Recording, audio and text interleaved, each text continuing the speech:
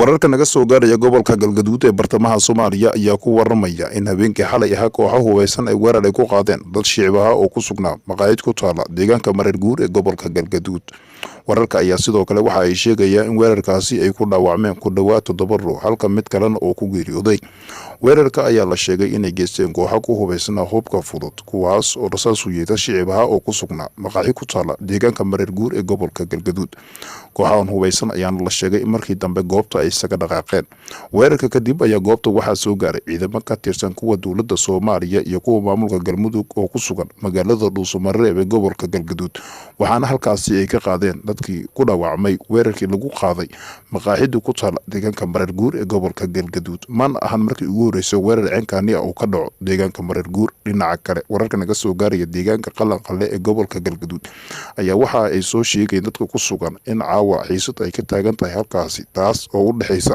maleeshiyaad ku wada sugan halkaasi, waxaana la sheegay in laga yaabo in dagaal qasaare geysay halkaasi oo ku dhaxmaro ciidamada dowladda Soomaaliya iyo kuwa maamulka galmudug oo ku sugan Dhuusamareeb ayaa waxa ay wadaan dhaqdhaqaaq ku aadan sidii ay u kala dhaxgeli lahaayeen dagaal laga cabsi qabo inuu ka dhaco deegaanka qalanqale ee gobolka galgaduud.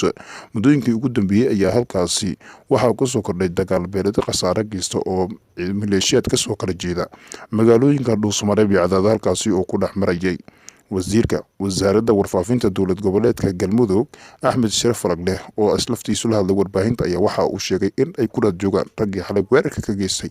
deegaanka mareer guur ee gobolka galgaduud ee bartamaha Soomaaliya. dhinaca kale wararka naga soo gaaraya magaalada garoowe caasimada dowlad goboleedka Puntland ayaa waxa ay ku waramayaan in maanta ruux shacab ah lagu dilay bartamaha magaalada garoowe. la sheegay inuu watay gaari nooca raaxada ayaa waxa weerar uu ku qaaday nin shicib ah oo ka ganacsanaya hareeraha wadooyinka magaalada garoowe, waxaana la sheegay dilka kadib in ninkaasi hubeysnaa oo goobta isaga baxsaday. sidoo kale wararka ayaa waxa intaasi ay ku darayaan in ciidamada ammaanka dowlad goboleedka Puntland ee ku sugan garoowe ay wadaan dhaqdhaqaaq ku aadan sidii gacanta ay ugu soo dhigi lahaayeen ninka dilka ka geystay magaalada